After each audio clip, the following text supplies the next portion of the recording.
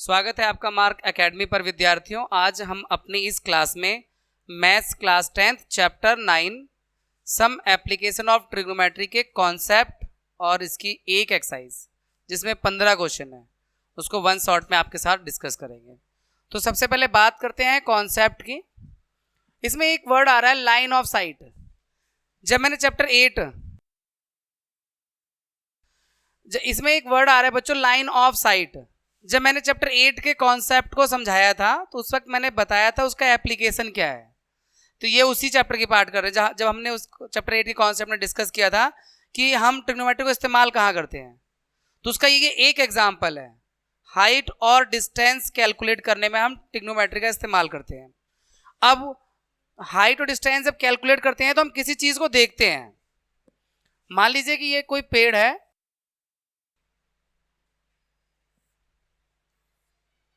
यहां पे कोई पर्सन है जो इस पेड़ को देखता है। तो ये जो देखता है ना इस पेड़ को, तो ये होती है लाइन ऑफ साइट। वो स्ट्रेट लाइन उसे लाइन ऑफ साइट कहते हैं। यहां पहला वर्ड है line of sight. Line of site यानी अगर हमने किसी बिल्डिंग को देखा, किसी ट्रायंगल को देखा, कुछ भी देखा, तो ये लाइन ऑफ साइट ये वाली है। अगर यहां से देख रहे हैं, अगर हम मान के चलते हैं इस चैप्टर में ना ज्यादातर टाइम्स में हम देखने वाले पर्सन की हाइट को इग्नोर करते हैं।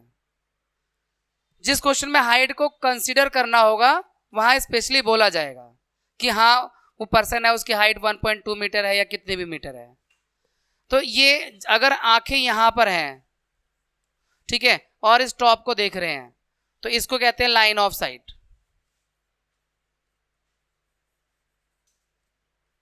Line of sight.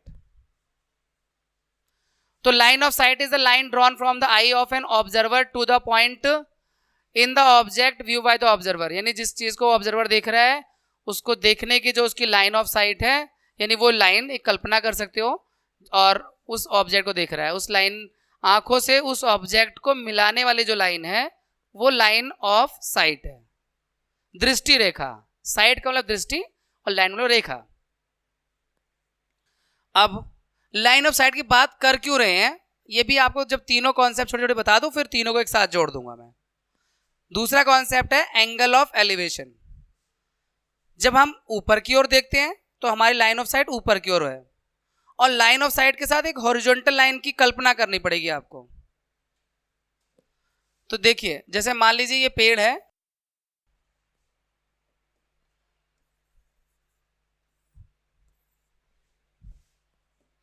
तो यहां से कोई पर्सन देख रहा है इस पेड़ को, तो ये तो मैंने आपको बता दिया line of site.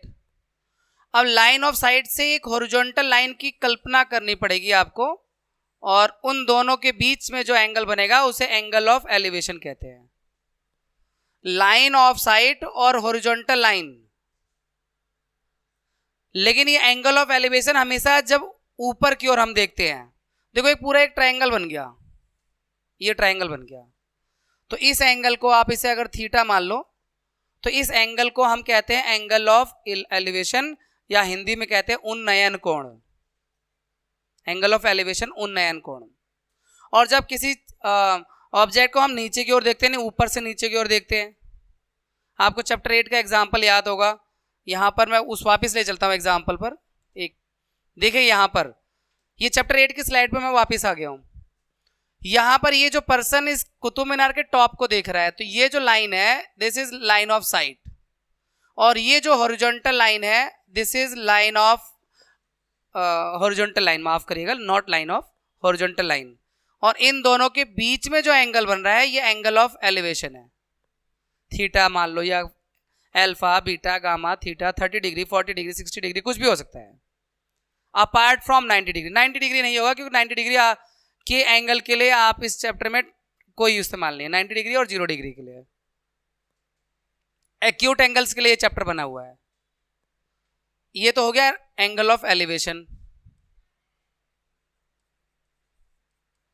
Angle of elevation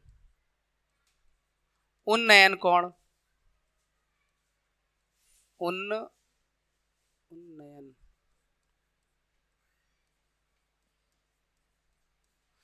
उसके बाद तीसरा पॉइंट है एंगल ऑफ डिप्रेशन। अब ये एग्जांपल, ये स्लाइड चैप्टर 8 की है। यहां से ये पर्सन इस पॉट को देख रहा है, मंदिर की सीढ़ी पे रखे हुए इस गमले को देख रहा है, तो क्योंकि ये नीचे की तरफ देख रहा है तो ये लाइन ऑफ साइट ये हो गई, लेकिन यहां पे हॉरिजॉन्टल लाइन नहीं दिखाया गया है, तो हॉरिजॉन्टल लाइन ऐसे खींचना पड़ेगा आपको। ये हो गया एंगल ऑफ डिप्रेशन, इसे अवनमन कोण कहते हैं, एंगल ऑफ डिप्रेशन कहते हैं। एंगल ऑफ डिप्रेशन, जब नीचे की ओर देखेंगे तो एंगल ऑफ डिप्रेशन बनेगा। एंगल ऑफ डिप्रेशन, ये लाइन ऑफ साइट, ये हॉरिजॉन्टल लाइन, और इन दोनों के बीच में जो एंगल बन रहा है ये थीटा, ये एंगल ऑफ डिप्रेशन। और ये वाली जो एंगल वैल्यू है ये इसके इक्वल हो जाती है ऑल्टरनेट इंटीरियर एंगल की प्रॉपर्टी से। इसलिए अक्सर हम लोग ये जब ये ट्राइंगल की कल्पना करते हैं तो ये वाला जो एंगल ऑफ डिप्रेशन ये होता है उसको इसके इक्वल लेके कैलकुलेशन करते हैं ऑल्टरनेट इंटीरियर एंगल की प्रॉपर्टी से। तो बस इस चैप्टर में यही 3 कॉन्सेप्ट है। लाइन ऑफ साइट क्या होती है, एंगल ऑफ एलिवेशन क्या होता है, उन्नयन कोण, और एंगल ऑफ डिप्रेशन क्या होता है, अवनमन कोण। तो लाइन ऑफ साइट और हॉरिजॉन्टल लाइन के बीच में ही बनता है एंगल ऑफ एलिवेशन भी और एंगल ऑफ डिप्रेशन भी, और इससे फिर एक ट्रायंगल बन जाएगा। ट्रायंगल हम पूरा कंप्लीट करेंगे और फिर उसमें हमें एक एंगल दिया होगा और एक साइड दी होगी, तो साइन कॉस टेन का यूज करके हम दूसरी साइड तीसरी साइड जो भी निकालना है वो निकाल लेंगे। इसमें यही करना है, एक एंगल होगा एक साइड होगी और दूसरी साइड निकालनी होगी। तो क्वेश्चन पे आते हैं, फिर मैं आपको एक्सप्लेन करता हूँ इस बात को। कॉन्सेप्ट अब क्लियर होगा। पहले वाले क्वेश्चन में तो देखो इस चैप्टर में केवल 15 क्वेश्चन है। इसके अलावा आपको अगर थोड़े से क्वेश्चन मिलेंगे तो एग्जाम्पलर प्रॉब्लम में मिलेंगे, थोड़े से डिफिकल्ट होंगे, 1-2 क्वेश्चन का फिगर डिफिकल्ट होगा। लेकिन इस चैप्टर को सॉल्व करने की ट्रिक क्या है, पहले आप क्वेश्चन, क्योंकि वर्ड प्रॉब्लम में रहता है, ये फिगर इस पहले क्वेश्चन में दे दिया गया, हर क्वेश्चन में फिगर नहीं देंगे, तो पहले क्वेश्चन को ठीक से रीड करना है और उससे बनने वाले फिगर की कल्पना करनी है कि फिगर क्या बन रहा है, एक राइट एंगल ट्रायंगल कैसे बनेगा, एंगल ऑफ एलिवेशन कहाँ दिखाएं या एंगल ऑफ डिप्रेशन क्या है। जब एक राइट एंगल आप कल्पना कर लोगे उसके बाद ये आसान हो जाएगा करना। तो पहले क्वेश्चन का तो फिगर दिया हुआ है, let us read this question. A circus artist is climbing a 20 metre long rope, ये रस्सी है 20 मीटर लंबी है, which is tightly stretched and tied from a top of a vertical pole, ये पोल से बांधी हुई है टू द ग्राउंड, जमीन पर, यहाँ जमीन है। Find the height of the pole, इस हाइट को फाइंड करना है। If the angle made by the rope with the ground level is 30 degree, और ये एंगल 30 डिग्री का ग्राउंड के साथ। अब आया ट्रिग्नोमेट्री का एप्लीकेशन। अब इस हमें ये फाइंड करना हो या ये फाइंड करना हो, बड़े आराम से निकलेगा। चैप्टर 8 से ही मैं आपको चिल्ला के बता रहा हूं कि हमें एक ट्राइंगल में राइट एंगल ट्राइंगल होना चाहिए, उसमें एक एंगल और एक साइड मालूम हो तो बाकी दोनों साइड को कैलकुलेट कर सकते हैं। लेकिन एक चीज का आपको सोचना पड़ेगा, ये जो सबसे इंपॉर्टेंट मैं बताने जा रहा हूं, आप सवाल सॉल्व करने के लिए वो सुनो ध्यान से। एक साइड जो दी हुई है और एक साइड जो फाइंड करनी है, वो दोनों कौन सा रेशियो बना रही है, साइन कॉस टेन, ये जरूर आपको सोचना पड़ेगा। फाइंड करना है हमें परपेंडिकुलर, दिया हुआ है हाइपोटेन्यूज, तो परपेंडिकुलर और हाइपोटेन्यूज को कनेक्ट करने वाला तो साइन है, यही सबसे इंपॉर्टेंट चीज है। यानी जो वैल्यू गिवन है, जो लेंथ एक साइड गिवन है और जो एक साइड फाइंड करनी है, उससे रेशियो कौन सा बनता है, साइन भी बन जाएगा कोसेक बन जाएगा। लेकिन हम कोसेक की तरफ इसलिए नहीं जाते क्योंकि उसकी वैल्यू सोचनी पड़ेगी, 30 में रेसिप्रोकल करना पड़ेगा अगर सारी वैल्यू याद नहीं है तो साइन कॉस टेन से ही सारे क्वेश्चन हो जाएंगे, क्योंकि जो कॉसेक से हो सकता है वो साइन से भी होगा, उसी का रेसिप्रोकल है। जो सेक से हो सकता है वो कॉस से भी होगा, और जो कॉट से हो सकता है वो टेन से भी होगा, क्योंकि ये सब एक दूसरे के रेसिप्रोकल रहते हैं। तो ज़्यादा सोचने विचारने की जरूरत नहीं है, साइन कॉस टेन में ही सॉल्व करने का प्रयास करिएगा। स्पेसिफिकली कहीं प्रूव करने के लिए आएगा वो एक अलग बात है। अब हमें फाइंड करना है, क्योंकि एंगल के सामने वाली साइड जो होती है परपेंडिकुलर होती है, तो परपेंडिकुलर फाइंड करना है और हाइपोटेन्यूज गिवन है, तो साइन 30 बनेगा रेशियो। इन ट्राइंगल एबीसी, देखो solution, in triangle ABC sine 30 ही क्यों लिया है, ये आपको सवाल पूछना चाहिए अपने आप से। वैसे मैंने जवाब दे दिया है, क्योंकि साइन 30 में जो दो रेशो आ रहे हैं उसमें से एक वैल्यू मालूम है और एक निकल जाएगी। Sine 30 A B upon A C, perpendicular upon hypotenuse. Sine 30 की वैल्यू 1/2, ए बी हमें फाइंड करना है और ए सी हमें 20 गिवन है। अब बात सिर्फ कैलकुलेशन की है, तो यहां पे सिर्फ एक ही सवाल आप मुझसे पूछो या अपने आप से पूछो, साइन 30 क्यों लिया सर? बता तो रहे हैं बेटा, साइन 30 इसलिए लिया है क्योंकि हमारे पास हाइपोटेन्यूज है और परपेंडिकुलर फाइंड करना है। तो हाइपोटेन्यूज और परपेंडिकुलर को कनेक्ट साइन ही करता है। मैं दिखाता हूं, वो पंडित बद्री प्रसाद हर हर बोल, सोना यानी साइन कॉस टेन, सोना चांदी तौल। तो साइन को कौन कनेक्ट, परपेंडिकुलर और हाइपोटेन्यूज को साइन ही तो कनेक्ट कर रहा है, तो साइन 30 लेना है। मतलब एक जो दिया हुआ है वैल्यू, एक जो फाइंड करना, उन दोनों को किस रेशो में आते हैं, वो साइन में, कॉस में या टेन में आते हैं, वो देख लो आप। एक जो दिया हुआ है, एक जो फाइंड करना है, उन दोनों से कौन सा रेशियो बनता है, साइन बनता है कि कॉस बनता है कि टेन बनता है, साइन बनता है, इसलिए साइन 30 लिया। अरे भैया 30 डिग्री एंगल है तो 45 कैसे ले लोगे? ना कम नहीं लेना, 30 ही डिग्री का एंगल दिया हुआ है ना, ट्राइंगल पे फोकस करो ना बेटा। एंगल तो 30 डिग्री का, एक एंगल दिया होगा, एक साइड दी होगी, मैं बोल तो रहा हूं ना, तो उसी एंगल के लिए वो रेशो लेना है। सही सवाल है कि सर 45 क्यों नहीं, 45 क्योंकि हमारे पास है ही नहीं। हाँ ऑब्वियसली भाई, अगर आपको एक साइड और एक एंगल दी होगी तभी आप इस चैप्टर को अप्लाई कर सकते हो। एंगल आप चाहे डायरेक्ट दिया हुआ, इनडायरेक्ट दिया हुआ, वो आपको देखना पड़ेगा।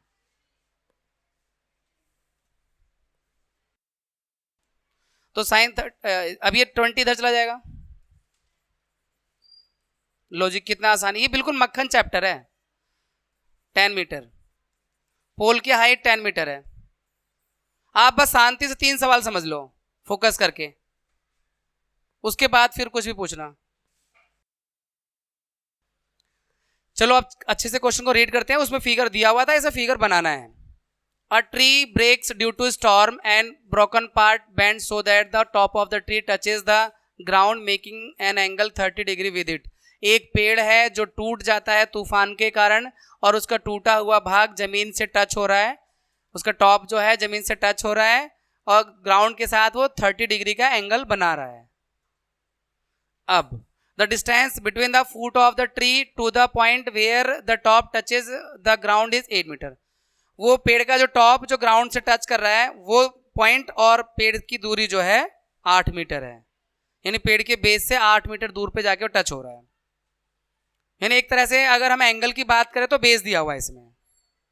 Find the height of tree, अब पेड़ की हाइट, पहले फिगर को कंप्लीट करें। देखो पेड़ तो आप मान लीजिए कि बड़ा सा था, यहां से पेड़ टूट गया और ये पेड़ का ये भाग यहां से आके ग्राउंड को टच कर रहा है, ये टूटा हुआ भाग यहां आके ग्राउंड से टच कर रहा है और एंगल बना रहा है 30 डिग्री का, ये क्वेश्चन में दिया हुआ है। और पेड़ के इस बेस से जहां पे टॉप टच कर रहा है ये डिस्टेंस 8 मीटर दिया हुआ है, ए बी सी। लो हो गया, पेड़ की हाइट ही तो फाइंड करनी है ना, इसका मतलब ए बी भी फाइंड करना है, ए सी भी फाइंड करना है और प्लस कर देना है, क्योंकि ए सी भी तो पहले पेड़ का हिस्सा था टूटने से पहले। तो मतलब हमें 2 बार कैलकुलेशन करनी पड़ेगी, एक बार परपेंडिकुलर निकालने के लिए, एक बार हाइपोटेन्यूज निकालने के लिए। बेस दिया हुआ है तो मान लेते हैं कि अगर हमें परपेंडिकुलर निकालना हो तो परपेंडिकुलर और बेस को आप में से कोई एक बताना, परपेंडिकुलर और बेस को कौन सा रेशियो कनेक्ट करता है, साइन कॉस टेन में से कौन? 10, बिल्कुल, यानी 10-30 यूज करो, 10-30 परपेंडिकुलर अपॉन बेस। 10-30 की वैल्यू 1/√3, परपेंडिकुलर फाइंड करना है और बेस 8 है, 8 को उधर ले जाओ। देखो यहाँ पे रैशनलाइजेशन ऑफ डिनोमिनेटर करना पड़ेगा, √3 से इंटू कर दो,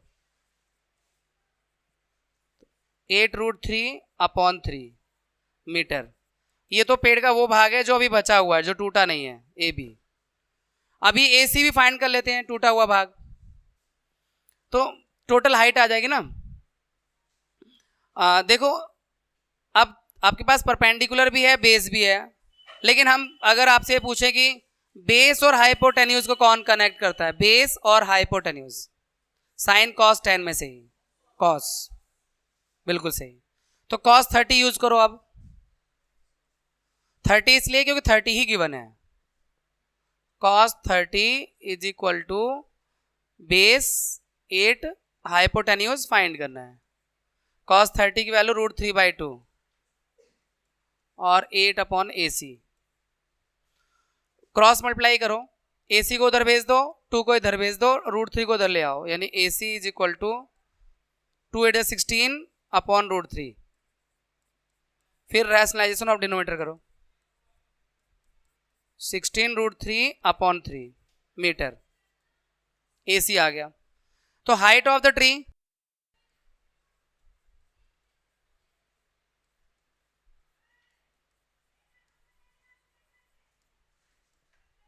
8√3/3 और 16√3/3, 24/3 3 से क्या 8 बार में 8√3 मीटर। यह हाइट ऑफ द ट्री हो गया बिफोर द स्टॉर्म। देखो बेटा 8√3 और 16√3 ना, तो √3 नहीं ऐड होता, 8 और 16 24 √3 हो जाता है, और नीचे तो 3 आएगा, और 3 से 24 8 बार में जाकर 8√3। क्या मतलब, डाउट क्या है? मतलब आप √3 और √3 आप ना कभी भी ऐड करो ना, तो इसे मान लो कि जैसे 8x है और 16x है, तो इन दोनों को प्लस करो 24x होगा ना, और रूट वाले भी नंबर अगर साथ में सेम होते हैं तो इसी तरह प्लस होते हैं, जैसे अलजीब्रा में प्लस होता है।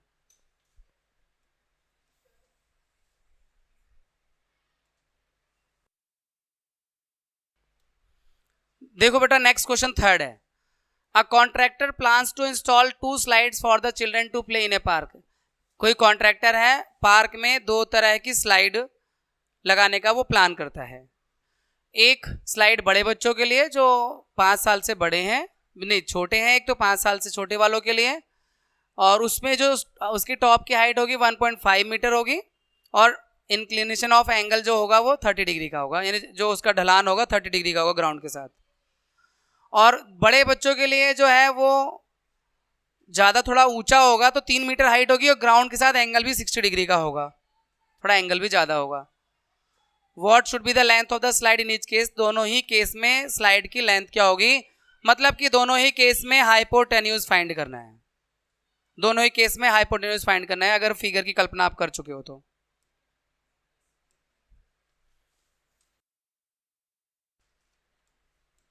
मान लो ये छोटा वाला स्लाइड हो गया, और थोड़ा इसे ऊंचा बनाना पड़ेगा, थोड़ा बड़ा बनाना पड़ेगा, ये बड़ा वाला स्लाइड हो गया। ये वाला एंगल ग्राउंड के साथ 30 डिग्री का है, और ये हाइट 1.5 है। ये ग्राउंड के साथ एंगल 60 डिग्री का है, और ये हाइट 3 मीटर है। ABC और PQR। तो एक AC फाइंड करना है, दूसरा PR फाइंड करना है स्लाइड के लिए। तो देखो जो गिवन है वो हाइट, और फाइंड जो करना है हाइपोटेन्यूज, यानी परपेंडिकुलर और हाइपोटेन्यूज, फिर से साइन, परपेंडिकुलर और हाइपोटेन्यूज को कनेक्ट साइन करता है।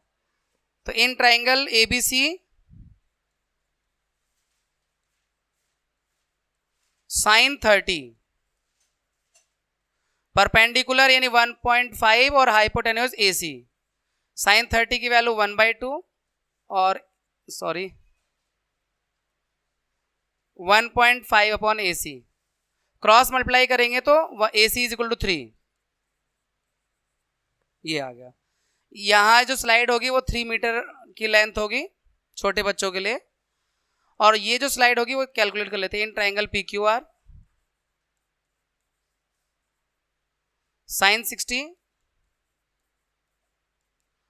परपेंडिकुलर और हाइपोटेन्यूज पी आर। परपेंडिकुलर 3 दिया हुआ है, साइन 60 की वैल्यू √3/2 और 3 upon P R, cross multiply कर लो तो √3 P R is equal to 6 और √3 इधर आ जाएगा, डिवाइड में हो जाएगा पी आर अगर फाइंड करना है तो। फिर रैशनलाइजेशन कर दो, 6√3 अपॉन 3 और 3 से गया 2 बार में 2√3 मीटर।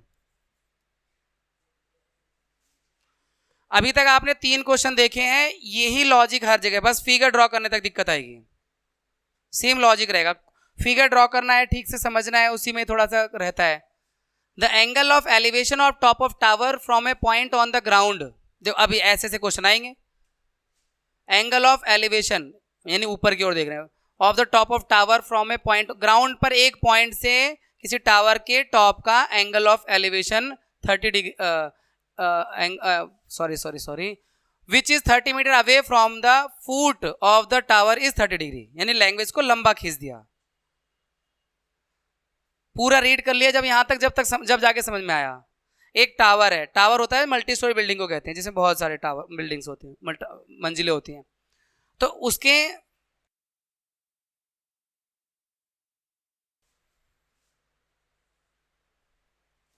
ये टावर है। अच्छा होगा अगर आप अपने पेज पर जब आप कभी क्वेश्चन करें ना, जैसे क्वेश्चन में टावर बोला तो टावर लिख दो, और टावर के टॉप को जब देखते हैं ग्राउंड के किसी पॉइंट से, ये ग्राउंड का कोई पॉइंट है जो कि इससे 30 मीटर की दूरी पर है, यहां पे इसने लंबा खींच दिया था, which is 30 metre away from the foot of tower, यानी ये पॉइंट इसके फुट से 30 मीटर अवे है। और जब इस पॉइंट से इस टावर के टॉप को देखते हैं तो एंगल ऑफ एलिवेशन 30 डिग्री का है। लैंग्वेज पे फिर से वर्क कर लो, the angle of elevation of the top of tower from a point on the ground, यानी ग्राउंड पे किसी पॉइंट से एंगल ऑफ एलिवेशन। मैं एक्सपेक्ट कर रहा था कि अब एंगल बता देंगे, एंगल नहीं बताया उन्होंने, एंगल तो बाद में बताया, वो बताया कि वो पॉइंट जो which is 30 metre away from the foot of the tower, वो पॉइंट टावर के फुट से 30 मीटर की दूरी पर है, वहां से एंगल ऑफ एलिवेशन 30 डिग्री का है उस टावर के टॉप का। तो फिगर कुछ इस तरह का बनेगा।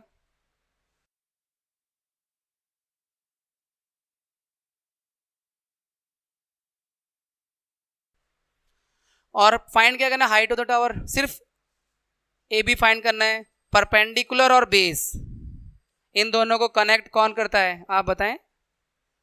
परपेंडिकुलर और बेस को कौन कनेक्ट करता है? 10, ठीक है। इन ट्राइंगल एबीसी 10 30। अब आप मुझसे ये नहीं पूछेंगे कि 10 30 ही क्यों ले रहे हैं आप, क्योंकि आपसे पूछ के मैं कर रहा हूं, मैं खुद से नहीं कर रहा, आपसे पूछ के कर रहा हूं कि इन दोनों को कौन कनेक्ट कर रहा है। 10 कर रहा है तो 10 30 लेना। तो परपेंडिकुलर ए बी हमें फाइंड करना है और बी सी यानी 30 दिया हुआ है। tan 30 के लिए √1/√3 और ए बी अपॉन 30 को उधर भेज दो, ए बी निकालना है तो A B upon √3, 30 upon √3 is equal to A B. Rationalisation of denominator कर दो, तो 30√3 upon 3 is equal to A B, तो 3 से गया 10 बार में, A B is equal to 10√3 metre. Tower की लेंथ 10√3 मीटर, तो 10√3 मीटर। चले अगले क्वेश्चन पर। अब इसे भी ध्यान से रीड करो। पहले आप वीडियो को पॉज कर दो, फिर अच्छे से रीड करके फिगर ड्रॉ करके फिर चेक करो। सही तरीका तो यही है, बाकी आपकी इच्छा है, जैसे भी करो। A kite is flying at a height of 60 metre above the ground. एक पतंग है ग्राउंड से 60 मीटर ऊपर उड़ रही है वो, यानी काइट का हाइट दे दी, एक तरह से परपेंडिकुलर दे दिया इन्होंने, पहले ही परपेंडिकुलर दे दिया फिगर का। The string attach to the kite is temporarily tied to a point on the ground. वो धागा जो है जमीन से एक जगह बांध दिया है temporarily. The inclination of the string with the ground, ground के साथ उसका इंक्लिनेशन, झुकाव, यानी एंगल ऑफ एलिवेशन 60 डिग्री का है। Find the length of the string, यानी हाइपोटेन्यूज फाइंड करना है, धागे की लंबाई। धागा तो यहाँ पे हाइपोटेन्यूज का ही काम करेगा।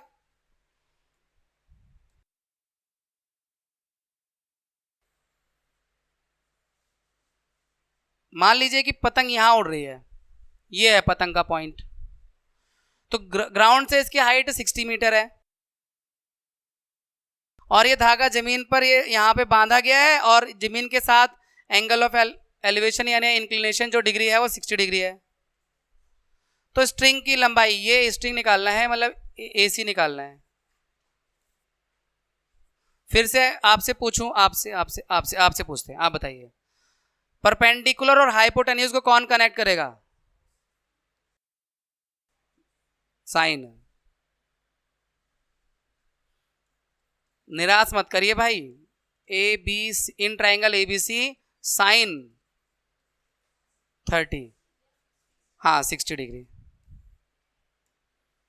Sign 60 perpendicular upon hypotenuse, sine 60 की वैल्यू √3/2, 60 अपॉन AC। AC को उधर भेज दो, बाकी इन सबको उधर ले आओ। तो AC को राइट में भेज दिया, 60 × 2 और अपॉन में √3, फिर रैशनलाइजेशन भी कर दो।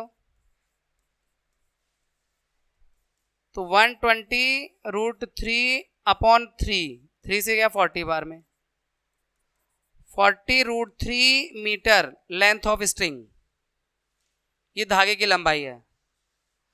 तो कुछ भी नहीं हो रहा है इन क्वेश्चनों में, सिर्फ ठीक से रीड करना है, कल्पना करनी है एक राइट एंगल ट्राइंगल की जो उस ऑब्जेक्ट को देखने से बन रहा होगा। उसके बाद उसमें एक हाइट या फिर हाइपोटेन्यूज या बेस को एक चीज दिया होगा और एक एंगल दिया होगा। तो उसमें हम ये डिसाइड कर लो कि जो दिया हुआ है और जो फाइंड करना है उन दोनों को साइन कॉस tan में से कौन कनेक्ट कर पाएगा। हाँ, इसमें ये लिखा हुआ है कि मान के चलना कि जो धागा है AC उसमें कोई लचक लहर नहीं है, क्योंकि तो फिर एक राइट ट्रायंगल एज्यूम नहीं हो पाएगा ना। राइट ट्रायंगल में तो सीधी लाइन होनी चाहिए। तो स्लैग का मतलब यहाँ पे वो होता है लचक वगैरह कुछ करके, तो वो हाँ होता तो है, इन रियलिटी होता है, लेकिन हमें नहीं मान के चलना है कि है। जब पतंग उड़ती है धागा तो ऐसे लहरा के ही जाता है, वो कर्व में ही रहता है, कभी स्ट्रेट रहता ही नहीं है। लेकिन आपको मान के चलना है कि ये हाइपोटेन्यूज एकदम स्ट्रेट है।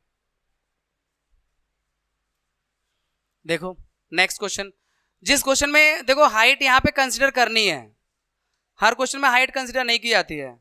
तो यहाँ बोला हुआ है कि a 1.5 metre tall boy is standing at some distance from a 30 metre tall building. यहाँ दो हाइट दे रखी है, देखने वाला बच्चा है उसकी हाइट 1.5 है, वो देख रहा है एक 30 मीटर टॉल बिल्डिंग को, वो भी हाइट 30 मीटर दिया हुआ बिल्डिंग की। The angle of elevation from his eyes to the top of building increases 30 degree to 60 degree as he walks toward the building। जब बिल्डिंग की तरफ चल के आता है तो ये एंगल ऑफ एलिवेशन बढ़ गया, पहले 30 डिग्री पे था जिस जगह वो खड़ा था, उस वक्त 30 डिग्री का था उसके बिल्डिंग के टॉप का एंगल ऑफ एलिवेशन। बाद में थोड़ा और आगे चल कर आया और फिर बिल्डिंग को देखता है तो एलिवेशन बढ़ जाएगा। तो नॉर्मल सी बात है, किसी चीज़ को हम दूर से देखते हैं तो एंगल ऑफ, हमें जैसे मान लो टीवी जो है ऊंचाई पे है पर हम दूर से देख रहे हैं तो गर्दन कम ऊंची करनी पड़ेगी, लेकिन उसी टीवी को अगर पास से जाकर देखोगे तो गर्दन को ज़्यादा ऊपर करना पड़ेगा। तो इसका मतलब एंगल ऑफ एलिवेशन बढ़ जाता है जब नज़दीक जाते हैं। किसी लंबे आदमी से बात करनी है, दूर से तो बात कर लोगे हाँ भाई बता, और उसके बगल में आ गया हाँ भाई बता, तो वो ऊपर करनी पड़ेगी गर्दन, एंगल ऑफ एलिवेशन बढ़ जाएगा। तो यहाँ पर दो फिगर में थोड़ा सा चेंज आया है। अब यहाँ पर ना दो हाइट कंसीडर करनी है। पहले तो ग्राउंड देख लो, ये ग्राउंड है, मान लो ये लड़का है 1.5 मीटर टॉल और ये टावर है जो कि 30 मीटर टॉल है, बिल्डिंग ही है, टावर क्या 30 मीटर टॉल है और 1.5 मीटर है। यहाँ पे हाइट को कंसीडर करना है तो ये आपको ये इसकी आंख एज्यूम करनी पड़ेगी। आप कहोगे सर क्या आंख सिर पे होती है क्या? ट्रिग्नोमेट्री में ऐसे ही एज्यूम करना है, उसकी टोटल हाइट, आंख के ऊपर की हाइट को इग्नोर करना है आपको, उसकी हाइट 1.5 मीटर है ऐसा मान कर चलो। तो जब ये यहाँ से इसके टॉप को देखता है तो देखो ये लाइन आपको बनानी पड़ेगी, हॉरिजॉन्टल लाइन, पिछले 3 क्वेश्चनों में ग्राउंड थी हॉरिजॉन्टल लाइन, अब आपको ड्रॉ करना पड़ेगा ग्राउंड से ऊपर है। हॉरिजॉन्टल लाइन और लाइन ऑफ साइट के बीच में जो एंगल बन रहा है ये एंगल ऑफ एलिवेशन है, जो कि अभी तो 30 डिग्री है, लेकिन ये जब बच्चा थोड़ी दूर आगे इधर टावर की तरफ आया, बिल्डिंग की तरफ, यहां पे आगे मान लो, अब देखता है ये इसको, तो एंगल ऑफ एलिवेशन 60 डिग्री हो गया। अभी भी उस बच्चे की हाइट तो 1.5 ही मीटर रहेगी, बिल्डिंग भी उतना ही है, लेकिन इसमें थोड़ा सा चेंज कर दो आप बिल्डिंग की हाइट को दिखाने में, मतलब ये 1.5 ये है और ये 28.5 है, टोटल 30 मीटर ही बनेगा। लेकिन हम ऐसा इसलिए कर रहे हैं ताकि एक ट्राइंगल में ना हाइट मिल जाए हमें, ए बी सी और ए बी डी। यहाँ 2 अलग अलग ट्राइंगल दिख रहे हैं अब आपको, ये हाइट अलग अलग दिया ना, ये माइनस करने के लिए दिया गया है। हमें पूरी बिल्डिंग के टॉल हाइट से कोई लेना देना नहीं है, जो राइट ट्राइंगल बन रहा है ना ये बन रहा है, तो अब हमारे लिए तो 28.5 काम की चीज़ है। और 28.5 आया कैसे है, 1.5 को माइनस करके, क्योंकि बच्चे के हाइट को कंसिडर करनी है, उसके बाद वाली हाइट ही तो ट्राइंगल में आ रही है, ये जब हॉरिजॉन्टल लाइन बनती है। तो अब यहाँ पे हमारे पास है क्या, हाइट है, ये बिल्डिंग की हाइट 28.5 जो है ये आपके पास एक तरह से परपेंडिकुलर है, बेस निकालना है, यहाँ परपेंडिकुलर है और बी डी बेस निकालना है। पूरा क्वेश्चन तो हमने पढ़ा ही नहीं, पूरा क्वेश्चन ये था find the distance he walk toward the building, यानी कितना वो ये डी सी निकालना है, डी से सी वो गया है ना टहलकर, तो डी सी निकालना है। तो डी सी निकालने के लिए आपको पता है राइट एंगल ट्राइंगल, एक तो ए बी सी में बी सी निकाल लो, परपेंडिकुलर है बेस निकल जाएगा 10 का यूज करके, फिर right angle triangle A B D में बी डी निकाल लो, परपेंडिकुलर है बेस निकल जाएगा, बी डी बेस है, फिर दोनों को माइनस कर दोगे अपने आप डी सी आ जाएगा, क्योंकि इस बी डी में से जब बी सी माइनस करोगे जब भी डी सी आएगा।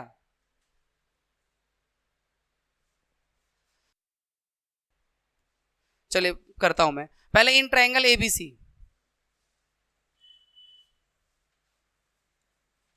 प्लीज सब नहीं बताना, जिनसे पूछे वही बताना, इन ट्राइंगल एबीसी। हाँ आप बेटा हमारे पास ये परपेंडिकुलर है, मान लो ए बी हमारे पास है और बी सी फाइंड करना है, तो कौन सा ट्रिग्नोमेट्री रेशियो यूज करें, 10 की कौन सी डिग्री यूज करें, 30 या 60? 60, क्योंकि इस ट्राइंगल में ही 60 आ रहा है, जिस ट्राइंगल को पहले आप बड़ा निकालो छोटा निकालो वो आपकी मर्जी है, लेकिन अगर ए बी सी बोल रहे हैं तो फिर इसका मतलब छोटे वाले ट्राइंगल की बात कर रहे हैं। ठीक है, 1060 परपेंडिकुलर यानी 28.5 और बेस बी सी फाइंड करना है।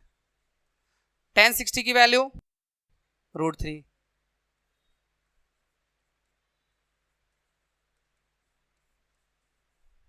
बी सी इधर पे तो √3 इधर ले आओ, डिवाइड में आ जाएगा,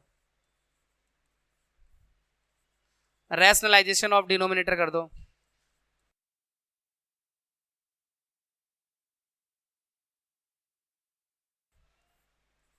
थ्री से डिवाइड करोगे 3 9 जा 27, 3 5 जा 15, 9.5 √3, ये तो BC आ गया। हमें तो DC फाइंड करना है, लेकिन उससे DC डायरेक्ट नहीं निकलेगा, पहले BD निकालना पड़ेगा। अब ट्राइंगल ABD में आ जाओ, अब यही सवाल आपसे पूछूंगा तो सेम सवाल हो जाएगा, कहोगे सर ये तो पता ही है, फिर भी आप बता दीजिए। ABD में हमें BD फाइंड करना है, कौन सा ट्रिग्नोमेट्री रेशियो यूज करें और किस एंगल के लिए है, 10 कितने डिग्री के लिए है, 1030, परपेंडिकुलर 28.5, परपेंडिकुलर कॉमन है दोनों ट्राइंगल के लिए, और बेस BD 1/√3, 1030 की वैल्यू 28.5 अपॉन में BD इधर भेज दो, और ये 28.5 √3 मीटर। अब हमें तो DC निकालना है, जितना वो वॉक किया है, तो DC आएगा BD माइनस BC, BD है 28.5 √3 माइनस 9.5 √3,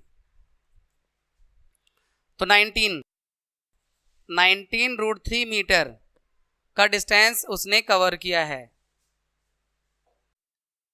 7 क्वेश्चन है बच्चों हमारे पास। From a point on the ground the angle of elevation of a bottom and top of a transmission tower fixed at the top of a 20 metre high building are 45 degree and 60 degree respectively.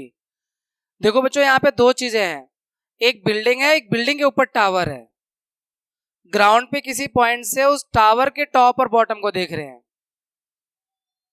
एक building है, generally आप देखते हो building के ऊपर tower लगे होते हैं, ट्रांसमिशन टावर, वो मोबाइल टावर वगैरह, उसका उनको किराया मिलता है अच्छा खासा। ऐसी कोई कंडीशन है यहाँ पर, एक बिल्डिंग है, बिल्डिंग के ऊपर टावर है, ग्राउंड पे किसी पॉइंट से, मान लीजिए हम यहाँ कल्पना करते हैं ये बिल्डिंग है, फिर इसके ऊपर ये टावर लगा हुआ है, और ग्राउंड पर एक पॉइंट है यहाँ पर, इस पॉइंट से टावर के टॉप और बॉटम, यानी बॉटम और टॉप, ये रहा बॉटम और टॉप का जो एंगल ऑफ एलिवेशन है 45 और 60 डिग्री है। बिल्डिंग ये जो 20 मीटर हाई है, ये दिया हुआ है 20 मीटर हाई। ग्राउंड पे इस पॉइंट से टावर का ये बॉटम का जो एंगल ऑफ एलिवेशन है 45 डिग्री है, और टावर के टॉप का एंगल ऑफ एलिवेशन 60 डिग्री है। Find the height of the tower, यानी हाइट ये h फाइंड करना है। अगर हम टावर के हाइट को h मान ले, बिल्डिंग की हाइट 20 मीटर दिया हुआ है, तो h फाइंड करना है। ट्रायंगल पहले बनाते हैं फिर आपसे बात करते हैं।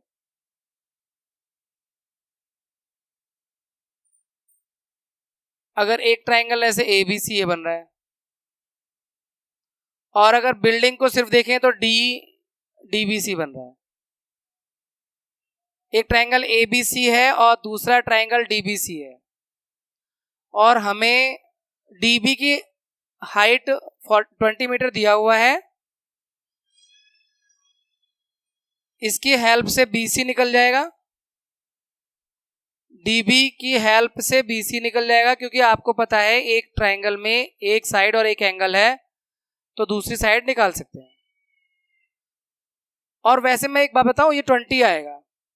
20 इसलिए आएगा कि जब भी बेस एंगल 45 होगा, ये 45 है बेस एंगल, तो दूसरा भी 45 होगा, क्योंकि ये 90 होता है। एंगल सम प्रॉपर्टी से एक ट्रायंगल में अगर एक 90 का है, एक 45 का, तीसरा एंगल 45 का ही होगा। और अगर ये 45 है, ये भी 45 है, तो इनकी बेस और हाइट इक्वल होते हैं, तो जितना ये 20 हाइट है उतना ही 20 बेस होगा। वो अलग बात है, हम निकाल कर दिखा देंगे उसे, ठीक है। जब हमारे पास BC आ जाएगा तो हम ट्रायंगल ABC की तरफ रुख करेंगे और उसमें AB फाइंड कर लेंगे, क्योंकि BC ऑलरेडी होगा हमारे पास। अब AB फाइंड कर लेंगे तो AB में से DB माइनस कर देंगे तो AD आ जाएगा। पूरा इस जो आगे करना है वो समझ में आ गया ना आपको, पूरा नक्शा, ठीक है। तो अब मुझे आप में से ये एक बच्चा बताइएगा कि जब ट्रायंगल DBC में हम जाते हैं, इन ट्रायंगल DBC, आप बताइएगा ट्रायंगल DBC में DB और BC को कौन सा ट्रिग्नोमेट्रिक रेशियो कनेक्ट करेगा 45 डिग्री के लिए? 10, ठीक है। 10 होता है परपेंडिकुलर अपॉन बेस, परपेंडिकुलर 20 है और बेस हम फाइंड करेंगे। 10 45 की वैल्यू 1 है, तो 20 अपॉन BC, तो BC इज इक्वल टू 20। ये आ गया BC। अब हम ABC में वापस ट्रायंगल ABC में देखेंगे, इन ट्रायंगल ABC, आप बताइएगा आप, यस। ABC में हमें BC फाइंड करना है, तो AB और BC को कौन सा ट्रिग्नोमेट्रिक रेशियो कनेक्ट करता है 60 डिग्री के लिए, क्योंकि ABC में 60 डिग्री है। हाँ बोलिए, जल्दी बोलिए, पूछ रहे हो बता रहे हो? हाँ तो 10 आप पूछ रहे हो मुझसे, बता रहे हो? अब तो 2 बार कहने के बाद तो बताओगे, उससे पहले तो पूछ ही रहे थे। 10 60, tan 60 परपेंडिकुलर AB और बेस BC जो कि हम 20 फाइंड कर चुके हैं, 20 पुट कर देते हैं। tan 60 की वैल्यू √3।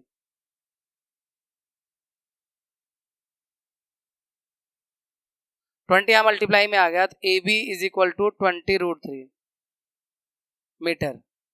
तो हमें तो हाइट h फाइंड करना है, तो h होगा 20√3 माइनस 20, तो 20 कॉमन ले लो, √3 माइनस 1 ये आपका आ रहा है 20√3 माइनस 1 मीटर।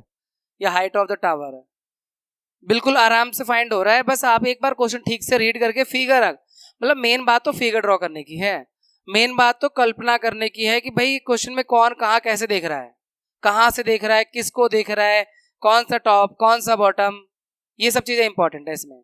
कुल मिला के ये चैप्टर लैंग्वेज पर बेस्ड है। एक बार क्वेश्चन की लैंग्वेज समझ में आ जाती है, उसके हिसाब से फिगर ड्रॉ हो जाए तो फिर क्या है मुश्किल।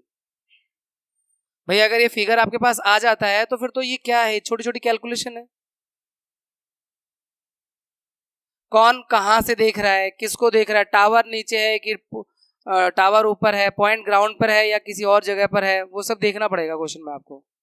यही सब कुछ रीडिंग का पार्ट है इस क्वेश्चन में, चैप्टर में। देखो फिर एक बार ट्राई मारते हैं फिगर को लेकर। आप भी ना साथ के साथ एक फिगर ड्रॉ कर लिया करो जब क्वेश्चन हम रीड कर रहे होते हैं, तो थोड़ा तो मिलेगा ही ना आपको। A statue 1.6 metre tall stands on the top of pedestal. देखो यहाँ पे एक स्टैचू है, एक मूर्ति है जो 1.6 मीटर टॉल है और वो किसी पेडेस्टल पे रखी हुई है। पेडेस्टल वो हो गया ये एक बेस बना के जिसको ऊपर मूर्ति को रखते हैं। अब from a point on the ground, ground पर किसी पॉइंट से the angle of elevation of top of statute is 60 degree. Angle of elevation top of, यानी ग्राउंड पे किसी पॉइंट से अब स्टैचू को देख रहे हैं तो उसके टॉप का एलिवेशन 60 डिग्री का है। एंड उसी पॉइंट से जब उसके top of the pedestal, pedestal जिसके ऊपर स्टैचू रखा गया है, तो ये कंफ्यूज कर रहे हैं। टॉप ऑफ द पेडेस्टल एक तरह से बॉटम ऑफ द स्टैचू हो गया। एक तरह से पिछला वाला ही क्वेश्चन रिपीट हो रहा है, पिछला वाला फिगर ही रिपीट हो रहा है, बस उसमें पिछले वाले फिगर में बिल्डिंग की हाइट दे रखी थी और स्टैचू मतलब पोल की निकालनी थी। इसमें पोल की दे रखी है यानी स्टैचू दे रखी है और नीचे पेडेस्टल की निकालनी है। सेम फिगर जा रहा है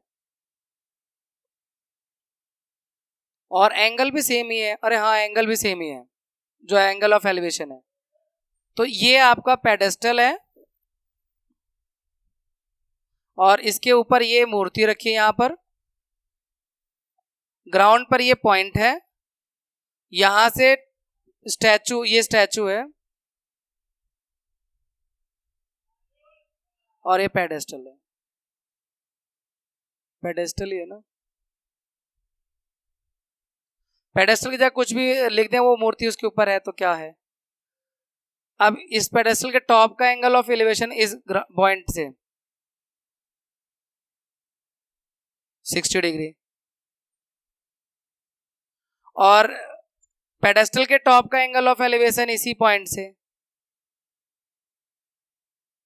45 डिग्री। स्टैचू की हाइट 1.6 मीटर, एक तरह से पेडेस्टल की हाइट h निकालनी है। सेम लॉजिक रहेगा, अगर मैं नेमिंग भी सेम ही कर देता हूं पिछली बार की तरह ही। पहले एक ट्रायंगल ABC बन रहा है और दूसरा ट्रायंगल DBC। अब आपका टर्न है, आप बताइएगा। पहले मैं ऐसा करता हूं, ट्रायंगल H, इसमें ना H में कैलकुलेशन करना पड़ेगा बच्चों, क्योंकि किसी का भी पूरा पार्ट नहीं दिया हुआ ट्रायंगल में, ना तो H पूरा है ना BC पूरा है।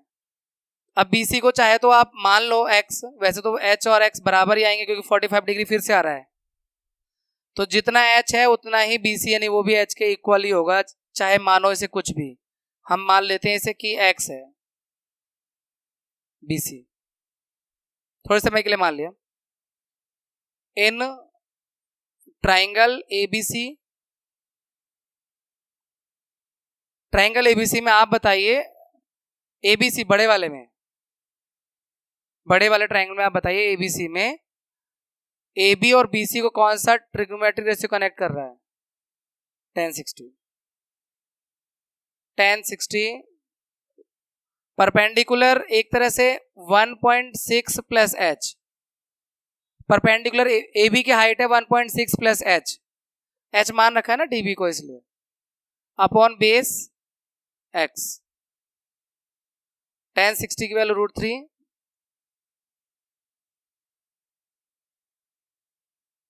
इंटू एक्स मल्टीप्लाई में चला गया 1.6 प्लस एच, इक्वेशन 1। वैसे हमें पहले ना छोटे वाले ट्रायंगल में कर लेना चाहिए क्योंकि एच और एक्स इक्वल आ जाएंगे, बाद में पुट कर लेंगे। तो पहले हम इसी में कर लेते हैं, इधर इन ट्रायंगल डीबीसी।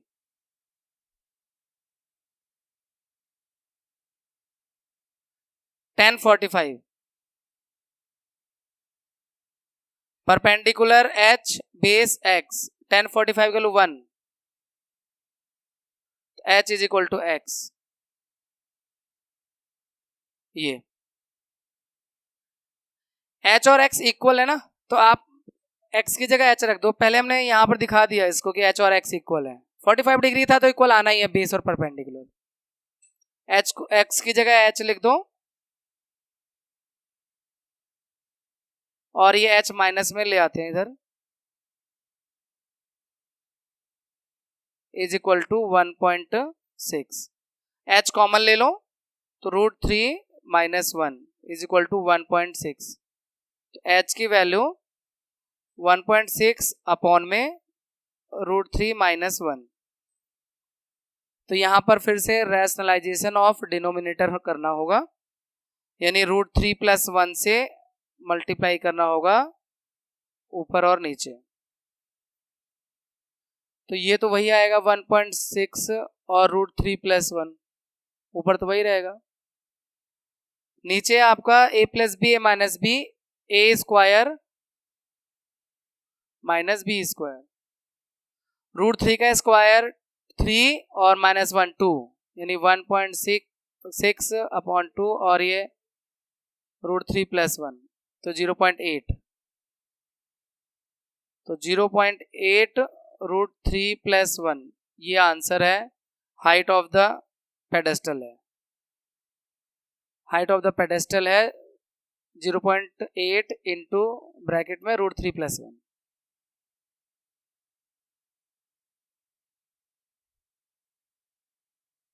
बताओ कहीं कोई डाउट है तो?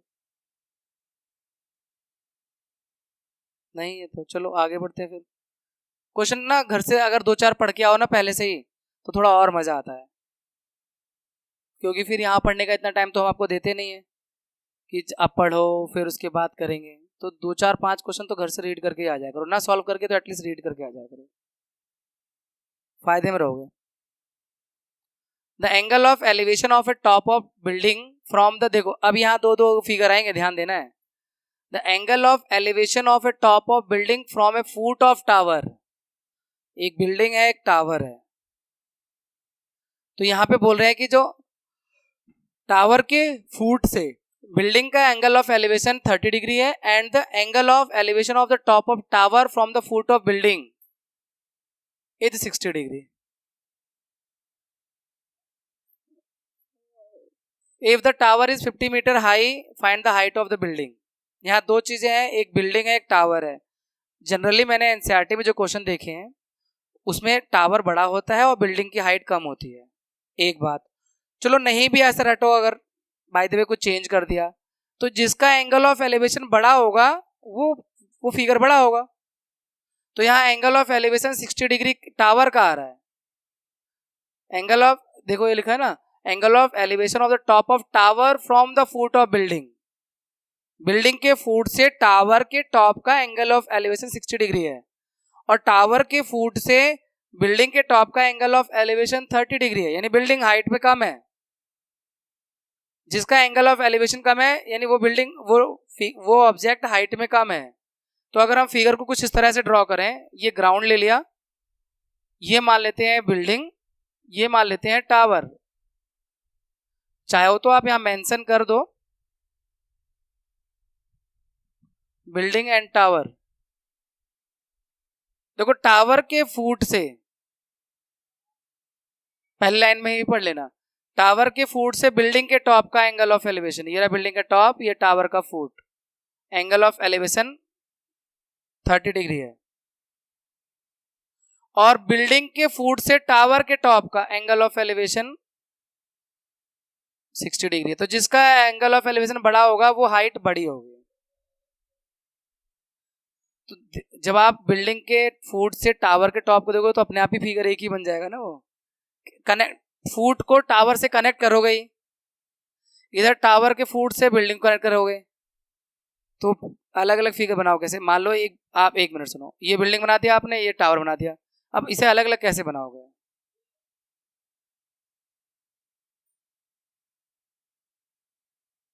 जो आप बना रहे हो वही तो, आप इसका मतलब लैंग्वेज पे नहीं जा रहे। देखो आपने ये बनाया है, यहाँ बिल्डिंग का फुट कहाँ है, आपने बिल्डिंग ही नहीं बनाया तो उसका फुट कहाँ से हुआ, या टावर ही नहीं बनाया तो टावर का फुट कहाँ हुआ।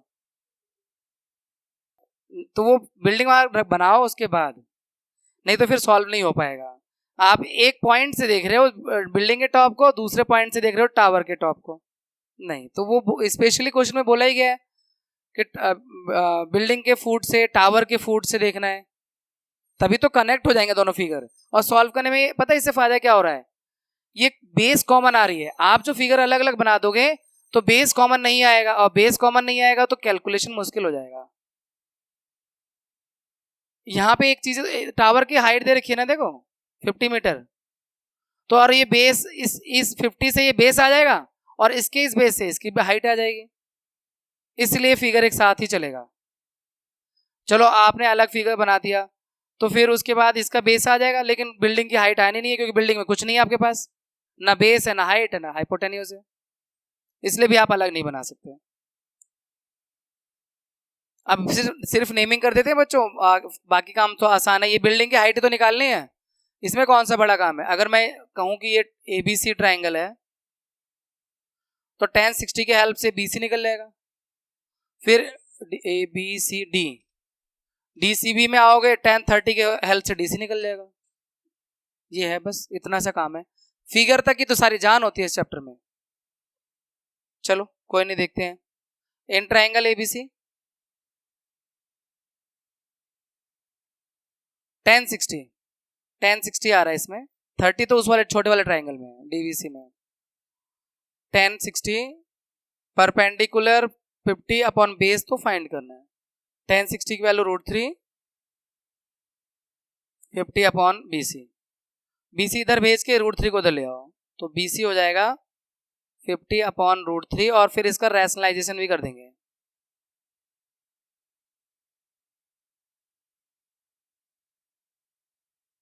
ये BC आ गया।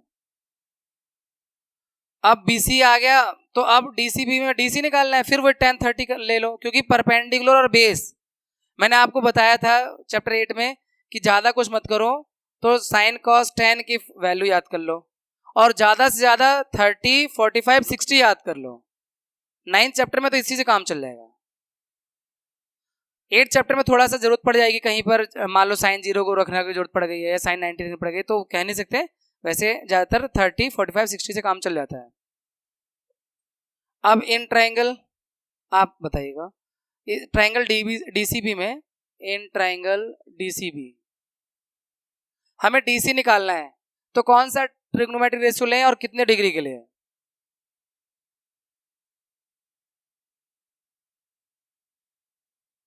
टेन कितना, 60 लूं 30 लूं,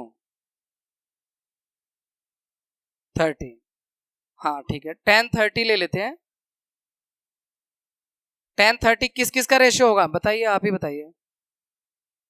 इसमें फिगर में देखिए, सोचना नहीं है आपको। tan जो होता है परपेंडिकुलर अपॉन बेस होता है, परपेंडिकुलर क्या है, इसमें बेस क्या है वो बता दीजिए। नाम के हिसाब से बताओ ना, DCB में परपेंडिकुलर क्या है और बेस क्या है। हाँ, परपेंडिकुलर DC है और बेस BC है, CB है, तो CB की वैल्यू हमने फाइंड कर रखी है ना, ये रख देते हैं 50√3 अपॉन जो 3 आएगा ये ऊपर चला जाएगा बच्चों, ठीक है। tan 30 की वैल्यू 1 अपॉन √3 और 3 DC अपॉन में 50√3, ऐसे ये कट जाएगा। तो ये DC 50/3 बराबर DC, यानी 16 × 2/3 मीटर ये आ रहा है height of the building. Building की हाइट है 16 × 2/3 मीटर।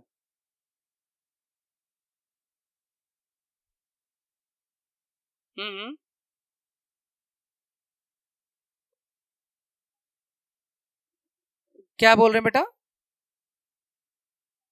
थोड़ा जोर से बोलो। डीसी क्यों, डीसी में 3 क्यों लिखा? उस वक्त आपने गौर नहीं किया जब मैं बता रहा था। ये जो बीसी की वैल्यू है ना 50√3/3 है, तो 3 ऊपर चला गया वो, है ना, 50√3 और 3 को ऊपर ले लिया, बस। चले फिर आगे।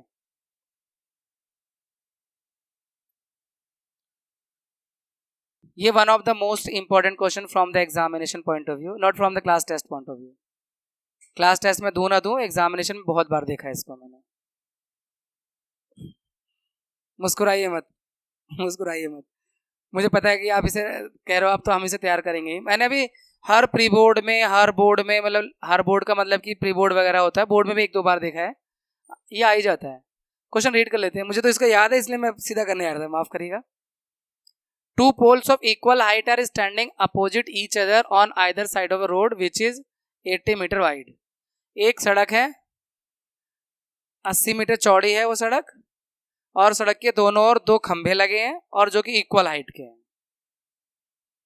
दोनों ओर ऐसे ही खंभे लगे हुए हैं और इक्वल हाइट के हैं। फिर उसके बाद ना सड़क के बीच में कहीं एक पॉइंट लेना है, मतलब बिल्कुल सेंटर में नहीं, कहीं भी एक पॉइंट लेना है। तो उस पॉइंट से इस वाले पोल को देखना है तो एंगल ऑफ एलिवेशन मान लो 60 डिग्री है, उसी पॉइंट से इस वाले खंबे को देखना है तो एंगल एलिवेशन 30 डिग्री है। कुछ इस तरह का फिगर है ये। देखो, the 2 poles of equal height are standing opposite each other on either side of the road which is 80 metre wide। सड़क 80 मीटर चौड़ी है। From a point between them on the road, the angle of elevation of top of a 2 pole are 60 and 30 degree respectively। Find the height of the pole and the distance of the point from the poles। देखो, मान लो ये सड़क है 80 metre चौड़ी, ये पोल 1 है और ये पोल 2 है, दोनों की इक्वल हाइट लेनी है। अब यहां पर कहीं एक चलो पोल के नाम दे देते हैं, मान लीजिए पोल ए बी है और ये पोल सी डी है। बीच में कहीं भी एक पॉइंट, जिसके नजदीक पॉइंट आप लोग हैं ना, जिस पोल के नजदीक, उस पोल का एंगल ऑफ एलिवेशन ज्यादा लेना पड़ेगा, ये ध्यान रखना, क्योंकि जो नजदीक होगा उसी का एंगल ऑफ एलिवेशन ज्यादा रहेगा। नजदीक से देखोगे ज्यादा गर्दन ऊपर करनी पड़ती है ना, तो एंगल ऑफ एलिवेशन अपने आप बढ़ जाता है। तो अगर आप पॉइंट यहां ले रहे हो, पॉइंट पी, तो ये 60 डिग्री का होगा, इसके टॉप का एंगल ऑफ एलिवेशन यहां से, और इधर देखेंगे तो 30 डिग्री का। ये पूरा 80 है, ऐसा हमें पहले ही बता दिया गया है सड़क की चौड़ाई, बट हम एक इसमें x मान लेंगे। अगर मान लो BP को x मान लेते हो तो ये PD जो होगा 80 - x होगा। दोनों की हाइट इक्वल है, HH मान लो। इक्वेशन बना के सॉल्व होगा ये, एक इक्वेशन से वैल्यू यूज करेंगे दूसरी इक्वेशन में। पहले हम यहाँ पे ये जो पॉइंट है ना P है, थोड़ा सा मार्किंग में छिप गया यहाँ से P, तो इन ट्राइंगल ABP पूरा एक्सप्लेन कर देता हूँ। पहले ABP में आओगे तो H और X का एक रिलेशन निकल जाएगा। फिर CDP में जाओगे तो वो जो रिलेशन है यहाँ यूज हो जाएगा, क्योंकि X और H यहाँ भी आएंगे, तो या तो X की जगह H या H की जगह X रखना पड़ेगा रिलेशनशिप वाला, जो भी वैल्यू होगी वहां पर पहले वाले से। तो in triangle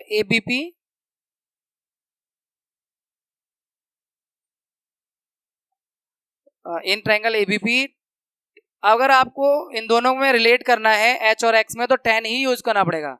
most of the time अभी तक आपने tan ही यूज किया है, अभी तक पूरे सारे क्वेश्चन। एक जगह जिसमें वो स्लाइड की हाइट निकालनी थी वहां साइन लगा था, क्योंकि उसमें हाइपोटेनस चाहिए था, और एक जगह धागे की लंबाई जो काइट वाला क्वेश्चन था वहां भी साइन यूज करना पड़ता, क्योंकि थ्रेड की लंबाई देखनी थी।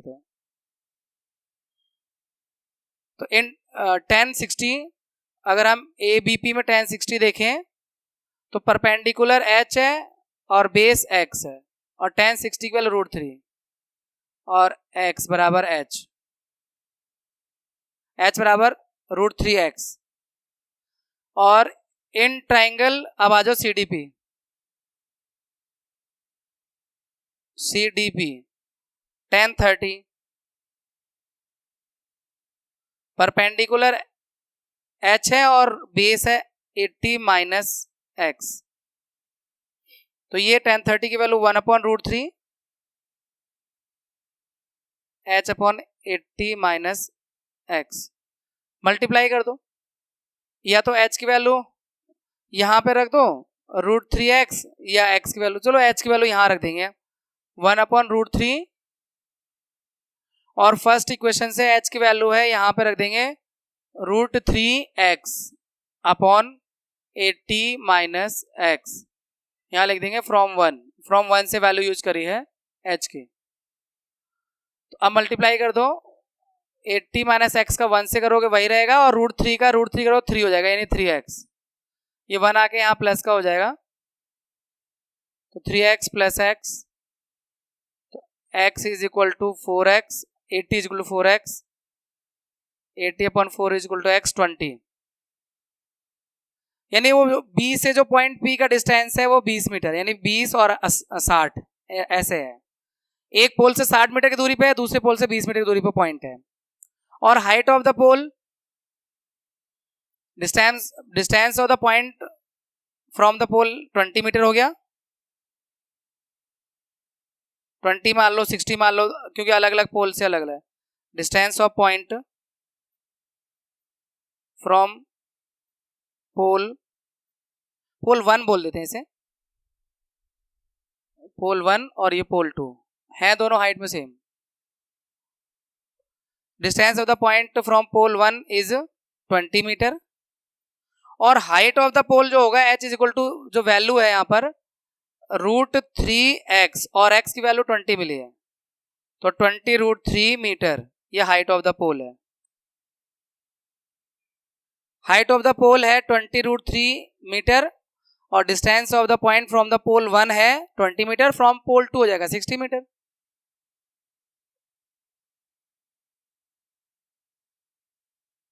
इसका तो फिगर दिया हुआ है, बस क्वेश्चन ठीक से रीड कर लो। A TV tower stands vertically on a bank of canal, एक नहर, कैनॉल मतलब नहर, नहर है ये नहर है बच्चों BC, इसके किनारे पर, एक किनारे पे टीवी टावर है, ये टीवी टावर है, टीवी टावर। कौन सा वाला टीवी है? वही वाला टीवी है ना।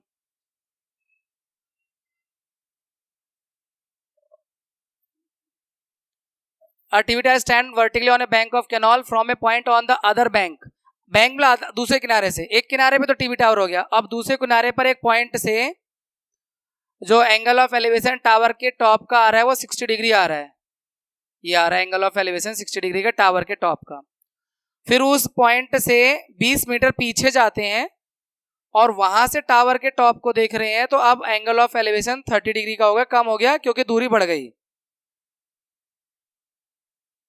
अब फाइंड द एंगल, अब उसके बाद में find the height of the tower, यानी ये AB फाइंड करना है, एंड विड्थ ऑफ कैनॉल यानी BC फाइंड करना है। यहां भी देखो कंप्लीटली कुछ नहीं दिया हुआ, इससे पहले मतलब वो जो कुछ क्वेश्चन ऐसे थे जिसमें ट्राइंगल का कोई ना कोई एक साइड पूरा पूरा दे रखा था। यहाँ पे अगर हम राइट ट्राइंगल को देखें तो ये इसका एक पार्ट दिया हुआ है, पूरा नहीं दिया हुआ। कोई बात नहीं, हो जाता है, इसमें भी रिलेशन वाला यूज करते हैं, जैसे पहले भी क्वेश्चन 1 से x की वैल्यू क्वेश्चन 2 में यूज कर लिया, कुछ ऐसा ही करना पड़ता है। देखो मान लो ये BC को x मान लो और AB को h मान लो, हाइट ऑफ द टावर, और ट्राइंगल ABC में पहले h और x का रिलेशनशिप आ जाएगा, फिर ABD में उसी रिलेशनशिप को यूज करके किसी ना एक की वैल्यू आ जाएगी। ये है इसका मतलब, अब डायरेक्ट आंसर नहीं आ रहा है, रिलेशनशिप यूज करनी पड़ रही है एक इक्वेशन, एक ट्राइंगल से दूसरे में। तो in triangle ABC, in triangle ABC tan 60 perpendicular h base x √3 और x का मल्टीप्लाई हो जाएगा इसमें, √3x बराबर h, ये इक्वेशन 1 आ गया। tan 60 की वैल्यू √3 रख के x को मल्टीप्लाई में ले गए हैं, h की वैल्यू √3x आ गया फर्स्ट इक्वेशन में ट्राइंगल ABC से। अब ये हमारे काम का है अगले वाले इक्वेशन में, इन ट्राइंगल ABD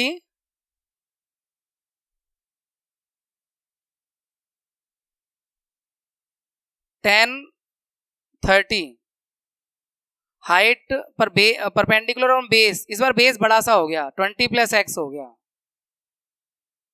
ट्राइंगल का पूरा बेस देखना होगा क्योंकि ट्राइंगल पूरा, नाम इसलिए ट्राइंगल ABD बोल रहे हैं, क्लियरली ABD बोलने से मालूम चलेगा कि बेस BD है, इसलिए ट्राइंगल का नाम मेंशन करने से आसानी रहती है किस ट्राइंगल की कौन सी बेस और कौन सी हाइट है। तो 20 + x, tan 30 की वैल्यू 1/√3, h की वैल्यू इक्वेशन 1 से ले लो √3x और 20 + x, यहां फ्रॉम 1 लिख दो वैल्यू जो h के ले रहे हो। अब देखो √3 और √3 का मल्टीप्लाई वैसे 3x बन जाएगा, 3x और यहाँ ये 20 + x ही रहेगा, यानी 3x = 20 + x, इधर आके माइनस में हो जाएगा ये x, 2x = 20, तो x = 20/2, 2 से गया 10 बार में,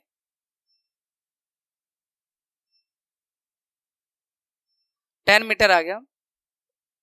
कैनॉल की ये जो विड्थ है, नहर की चौड़ाई जो है वो 10 मीटर है, और हाइट ऑफ द टावर यहां से मिल गया, h की value 10√3, h = 10√3 metre, height of the TV tower 10√3 metre है।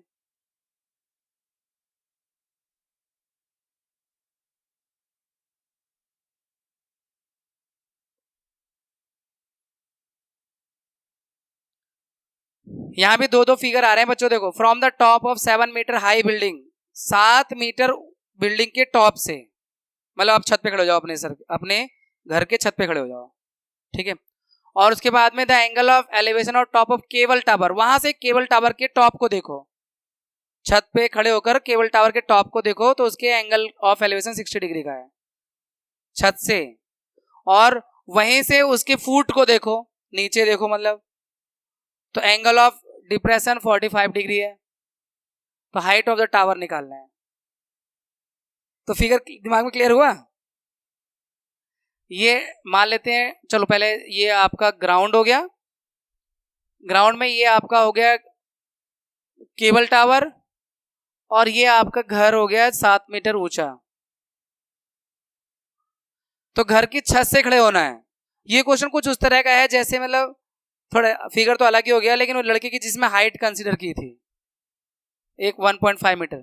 चलो कोई नहीं, अब यहां से जब आप देख रहे हैं इसके टावर के टॉप को, तो angle of elevation, horizontal line खींचनी पड़ेगी आपको, ऐसे नहीं बनेगा एंगल ऑफ एलिवेशन, ये लाइन ऑफ साइट होती है और ये हॉरिजॉन्टल लाइन होती है, तो इनके बीच एंगल ऑफ एलिवेशन 60 डिग्री का है ऐसे। फिर वहीं से टावर के फुट को यानी नीचे देख रहे हो, तो एंगल ऑफ डिप्रेशन, ये हॉरिजॉन्टल लाइन पहले से खींच रखी है और लाइन ऑफ साइट आई, और ये आई थिंक कितना है 45, ये 45 डिग्री है, ये है फिगर। अब ये जो 7 मीटर है तो ये भी 7 मीटर होगा, क्योंकि हॉरिजॉन्टल लाइन हमेशा, ये पैरेलल लाइन एक रेक्टेंगल बना देती है हमेशा, तो रेक्टेंगल की अपोजिट साइड इक्वल होती है। ये हम हाइट को पहले नेमिंग कर लेते हैं इस ट्राइंगल में, ABC ये ट्राइंगल है, और इस हाइट को H मान लेते हैं, AB को, ये 7 था, 7 हो गया।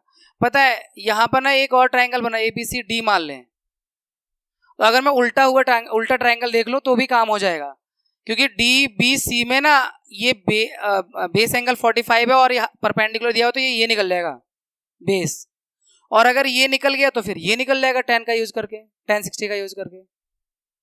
एक तरीका तो है आप ट्राइंगल को उल्टा देख के कर ले काम, या अगर ये 45 डिग्री का है तो ये भी 45 का होता है ऑल्टरनेट इंटीरियर एंगल की प्रॉपर्टी से, तो हम अब भी निकाल सकते हैं बेस, और जो ये बेस होगा वही ये बेस होगा, क्योंकि ये रेक्टेंगल बन रहा है, नीचे जो बनता है हमेशा रेक्टेंगल बनता है। तो जब ये मिल जाएगा हमें तो ये फिर से निकल जाएगा tan 60 का यूज करके परपेंडिकुलर और बेस में बेस मालूम है। तो एज यू विश, जैसे आपकी इच्छा वैसे कर सकते हैं, दोनों तरह से पॉसिबल है। मैं तो इसमें ही करूंगा, ये वाला काम नहीं करूंगा, एक एंगल एक्स्ट्रा बढ़ाने वाला। तो ट्रायंगल डीबीसी में जाओ, इन ट्रायंगल डीबीसी देखो ये बेस एंगल 45 है, ये 90 का एंगल है, तो परपेंडिकुलर 7 है और बेस यानी बीसी फाइंड करना है, तो tan 45 यूज करेंगे। tan 45 perpendicular upon base BC 1 होती है वैल्यू, तो बीसी 7 अपॉन बीसी, तो बीसी यहाँ मल्टीप्लाई में चलेगा, बीसी बराबर 7 यानी बेस आ गया 7 मीटर का। अब ट्रायंगल एबीसी में आ जाओ, in triangle ABC tan 60 use करोगे क्योंकि परपेंडिकुलर और बेस में बेस मालूम है और परपेंडिकुलर निकालना है।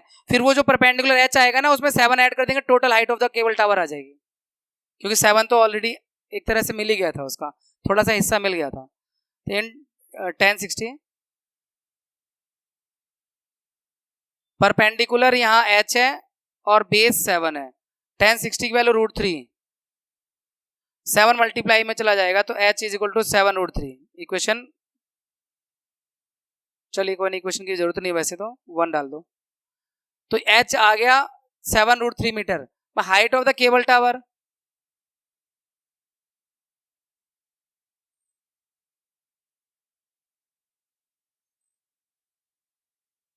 प्लस कर दो 7√3 और प्लस 7, तो गलती से 14√3 मत कर देना, ऐसे जो एक √3 है एक में नहीं है तो ये प्लस नहीं होते, सिर्फ आप इसमें कॉमन ले सकते हो। ये आंसर है, height of the cable tower है। वी हैव 13th क्वेश्चन बच्चों, as observe from the top of 70 metre height light house. एक लाइट हाउस है जहां से ऑब्जर्व कर रहे हैं, 75 मीटर हाइट है लाइट हाउस की। From the sea level the angle of depression of 2 ships. अब 2 शिप्स हैं, 2 जहाज हैं जिनको लाइट हाउस के टॉप से देखा जा रहा है, और उनका एंगल ऑफ डिप्रेशन है 30 डिग्री एंड 45 डिग्री। मतलब किसी ऊंचाई से जहाज को देख रहे हैं, पानी के जो शिप होते हैं वो लाइट हाउस की तरफ शायद आ रहे हैं, तो वो उन्हें देख रहे हैं। तो उस वक्त एंगल ऑफ डिप्रेशन 30 डिग्री है और 45 डिग्री है। If one ship is exactly behind the other on the same side of light house, और सेम साइड में दोनों शिप है और एक के पीछे दूसरा है, एग्जैक्टली बिहाइंड है, एग्जैक्टली बिहाइंड है इसीलिए तो एक ट्राइंगल बनेगा, नहीं तो फिर ट्राइंगल 2 अलग अलग बन जाएंगे। तो लाइट हाउस की हाइट 75 मीटर है,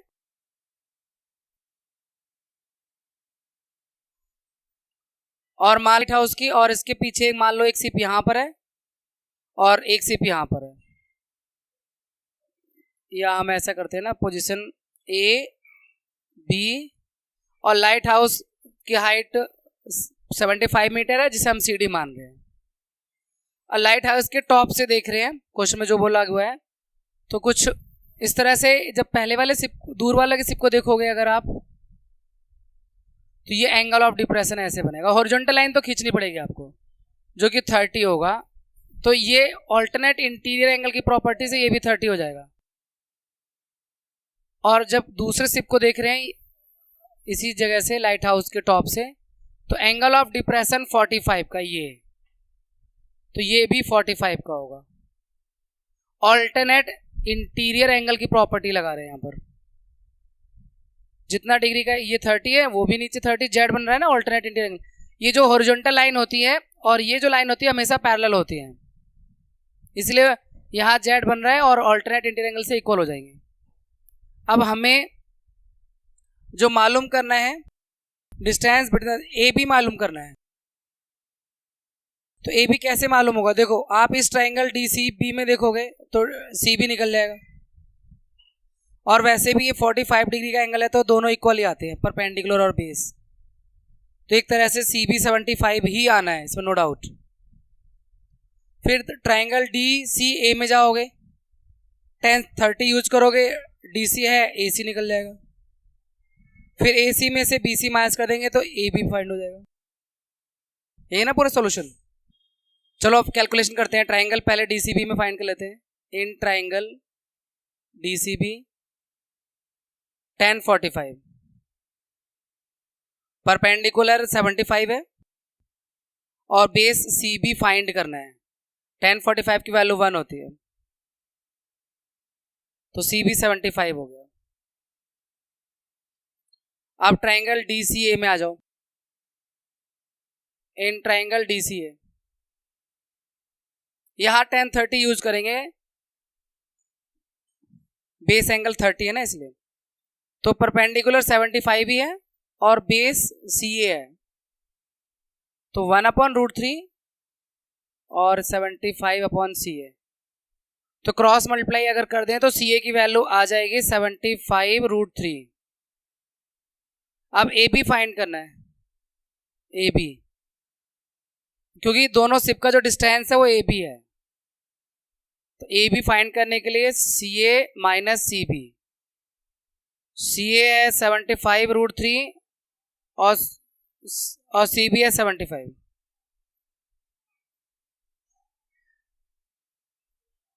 ये आया दोनों सिप के बीच का डिस्टेंस। केवल फिगर बनाने तक दिक्कत आती है इन क्वेश्चंस में, और कहाँ इसमें दिक्कत है। देखो नेक्स्ट क्वेश्चन है बच्चों आपके, इसका फिगर बना हुआ है।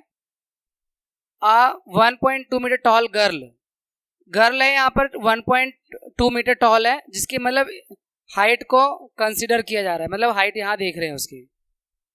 और वो एक बलून को स्पॉट करती है, नहीं देखती है, जो मूव कर रहा है एक हॉरिजॉन्टल लाइन में, और बलून की हाइट ग्राउंड से उस वक्त 88.2 है, और ये बलून ऐसे इधर जा रहा है। तो जब उसने पहली बार ऑब्जर्व किया तो उसे एंगल ऑफ एलिवेशन 60 डिग्री लगा। फिर कुछ टाइम बाद, कितने सेकंड बाद, let me see, the angle of elevation balloon from the eye of girl at an instant is 60 degree after some time. कुछ समय बाद उसका जो एंगल ऑफ एलिवेशन है वो रिड्यूस होके, क्योंकि बलून उससे दूर चला गया, वो लड़की वहीं खड़ी है, बलून यहाँ आ गया, तो एंगल ऑफ एलिवेशन 30 डिग्री हो गया। Find the distance travelled by the balloon. Balloon कितना चल के गया, मतलब ये डिस्टेंस निकाल रहा है। हाइट, टोटल हाइट बलून की ग्राउंड से 88.2 है, लेकिन देखो कैलकुलेशन के हिसाब से आसान बनाने के लिए कितना आसान दिया हुआ है। 88.2 में से 1.2 माइनस कर देंगे, क्योंकि उस लड़की की हाइट 1.2 है, तो ये यहाँ पे एक सुविधाजनक तरीके से हाइट दी गई है 88.2, और गर्ल की हाइट 1.2 है, तो माइनस करना आसान होगा। अब देखो पहले ट्रायंगल में आ जाओ, ये वाला है ट्रायंगल पहला।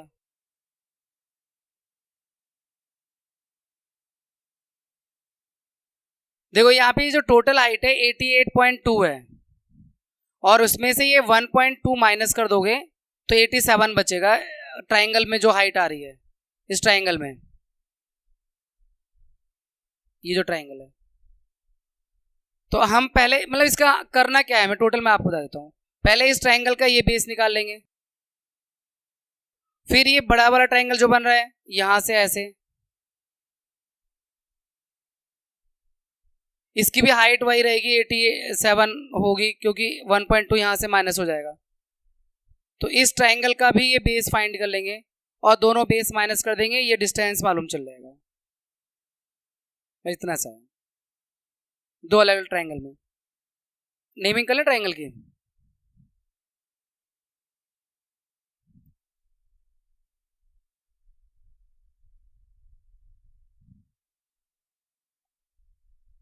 A B C, और फिर दूसरा वाला ट्रायंगल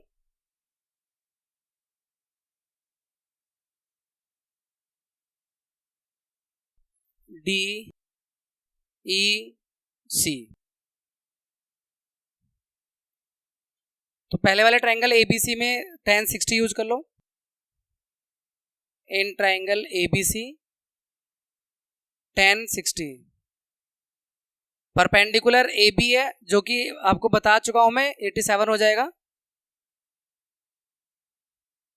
ये 1.5 माइनस कर देंगे, 88.2 टोटल हाइट थी तो 87 हो जाएगा। इधर भी वही होगा 87 और ये 1.2 माइनस करने पर। तो परपेंडिकुलर आपके पास है 87 और बेस कैलकुलेट करनी है CB है, tan 60 की वैल्यू √3 और 87 अपॉन CB। CB इधर लाओ, √3 इधर लेके आओ। CB is equal to 87 upon √3 और फिर रैशनलाइजेशन ऑफ डिनोमिनेटर। 87 √3 अपॉन 3 और 3 से गया 29 बार में, तो 29 √3 मीटर। ये तो आपका CB आ गया बेस ट्राइंगल ABC का। अब इन ट्राइंगल DEC फिर से tan 30 ही यूज करना पड़ेगा क्योंकि बेस ही कैलकुलेट करना है और हाइट दिया हुआ है, तो tan 30 ही यूज करेंगे। tan 30 perpendicular 87 upon base CE 1 upon √3 tan 30 की वैल्यू और 87 अपॉन CE क्रॉस मल्टीप्लाई करेंगे तो CE की वैल्यू आ जाएगी 87 √3 मीटर। अब डिस्टेंस ट्रेवल्ड बाय बलून है वो BE है, तो BE distance travelled by balloon है, तो वो पूरा 87 √3 माइनस 29 √3, तो ये आ जाएगा 58 √3 मीटर। ये डिस्टेंस जो बलून ट्रेवल करेगा। 29 का टेबल ही है, 29 2 जा 58, 29 3 जा 87। Last question of this exercise बच्चों, इस this chapter also. A straight highway leads to the foot of tower. एक हाईवे है जो टावर के फुट तक जा रहा है, टावर है उसके फुट तक हाईवे जा रहा है। A man standing at the top of tower. Tower के टॉप पर एक आदमी खड़ा होकर observes a car at an angle of depression 30 degree which is approaching the foot of the tower with a uniform speed. 6 second later the angle of depression of car is found to be 60 degree. भाई साहब tower पर चढ़ गए और एक question बना दिया बच्चों के लिए बेवजह। क्या जरूरत थी टावर पर चढ़ के कार देखने की? और देखा तो देखा, यहाँ छापने की जरूरत थी, देख रहे तो वो कार क्या पता नहीं क्या क्या देखा होगा उन्होंने। खैर चलो, टावर पे ये भाई साहब खड़े हो गए हैं और यहाँ पे पहले उन्होंने कार को देखा होगा एक पोजीशन पर, तो जिस जगह पर उस तक कार थी मान लो पोजीशन A है, तो उस वक्त टावर्स के से जो देख रहे हैं यहाँ पे एक हॉरिजॉन्टल लाइन खींच देते हैं। ये एंगल ऑफ डिप्रेशन पहली बार है 30 डिग्री का, जब पहले टावर को कार को देखा टावर के टॉप से। फिर ये कार इधर ही आ रही है और 6 सेकंड बाद मान लो कहीं पहुंच गई, यहाँ पर B पोजीशन पे पहुंच गई 6 सेकंड बाद। अब ये जब कार को देख रहे हैं तो उसका एंगल ऑफ डिप्रेशन अब 60 डिग्री हो गया है, पहले 30 था अब 60 हो गया। जितना पास आएगा वो एंगल ऑफ डिप्रेशन बढ़ता ही जाएगा, ठीक है। अब हम अगर इस टावर की हाइट को h मान लें क्योंकि गिवन नहीं है, और यहाँ पे बोला हुआ है कि कार जो है ना वो यूनिफॉर्म स्पीड से चल रही है, तो कार की यूनिफॉर्म स्पीड भी मान लेते हैं हम। Let the uniform speed of car be x metre per second, क्योंकि यहाँ पे डिस्टेंस वगैरह चाहिए ना, हमें स्पीड है लेट कर लेंगे, टाइम दिया हो तो डिस्टेंस निकल जाएगा। तो लेट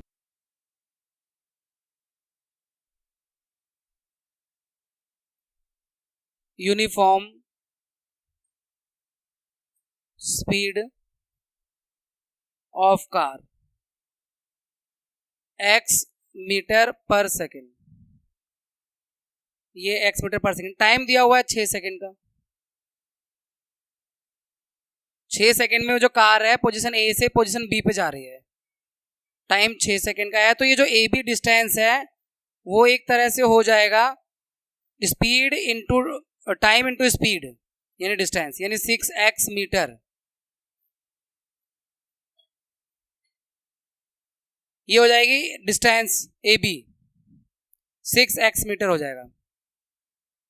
और ये डिस्टेंस हम कुछ भी लेट कर लेते हैं, जैसे A B C D, C B को वाई मान लो, वाई मीटर।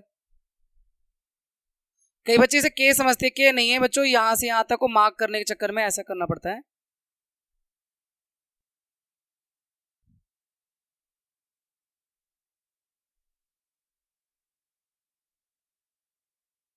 यहां तक की डिस्टेंस बी से सी तक का डिस्टेंस वाई मान लिया, वाई मीटर। बस अब थोड़ा सा अलग हट के क्वेश्चन है ये। यहाँ स्पीड को हमने x माना है, टाइम दिया हुआ था, डिस्टेंस निकाल लिया, जो ए बी आ गया 6x आ गया। ये सॉल्व कैसे होगा, हमें बताना है कि ये जब बी से सी पोजीशन यानी टावर के फुट तक पहुंचेगी तो और कितना टाइम लगेगा। यानी ए से बी तक जाने में 6 सेकंड लग रहे हैं, तो बी से सी तक जाने में कितना टाइम लगेगा, ये क्वेश्चन है। आगे हमने यहाँ पर पढ़ा नहीं है, आप देख लीजिए। Find the time taken by the car to reach the foot of the tower from this point. ठीक है, तो अगर हमें ये मालूम चल जाए कि स्पीड तो हमें मालूम है, x मान लिया, डिस्टेंस मालूम चल जाए कि ये y डिस्टेंस कितना है, यानी y का x से रिलेशन अगर मालूम चल गया तो डिस्टेंस अपॉन में स्पीड से टाइम आ जाएगा। डिस्टेंस y है, स्पीड x है, तो 2 बार 10 यूज करेंगे इन ट्राइंगल। पहले डी सी ए में आ जाओ या फिर डी सी बी में कर लो, छोटे वाले में D C B 1060 perpendicular upon base y। 1060 की वैल्यू √3 h अपॉन y, तो h इज इक्वल टू हो गया √3y बराबर h। ये इक्वेशन 1। अब इन ट्राइंगल डी सी ए बड़े वाले ट्राइंगल में यहां 1030 यूज कर लो, परपेंडिकुलर h, बेस है y प्लस 6x है ना, बेस सी ए है, सी ए में y और 6x दोनों है। 1030 की वैल्यू 1/√3 और h की वैल्यू हम यहां से यूज कर लो √3y इक्वेशन 1 से। ये जो h की वैल्यू है √3y upon y plus 6x from 1, cross multiply कर देंगे तो y plus 6x √3 into √3 3y, y ला के माइनस कर दो तो 6x is equal to 3y minus y, तो 6x is equal to 2y, तो 2 से डिवाइड कर दो तो 3x is equal to y। एक तरह से x और y का रिलेशन निकाल दिया जो मैं कहना चाह रहा था। अब हमें टाइम निकालना है। देखो टाइम का फॉर्मूला क्या होता है, टाइम होता है डिस्टेंस अपॉन स्पीड। ये बी से सी तक का डिस्टेंस y है, हमने लेट किया हुआ है, और कार की स्पीड भी x लेट की थी, यूनिफॉर्म स्पीड x, लेकिन y की वैल्यू 3x है। तो यहां अगर हम 3x अपॉन x करें तो x से x कट जाएगा, तो 3 सेकंड आ रहा है, 3 सेकंड्स, 3 सेकंड्स का टाइम लगेगा। A से B तक जाने में 6 सेकंड लगे थे, लेकिन B से C तक जाने में 3 सेकंड लग रहे हैं। ये है बच्चों, यहां पर पता नहीं विजिबल है कि नहीं, इसलिए मैं साइड हो जाऊं, उधर बाहर वो नहीं आ रहा था ना। ठीक है, इस तरह से have a happy learning, take care. आपसे मिलते हैं नेक्स्ट चैप्टर में।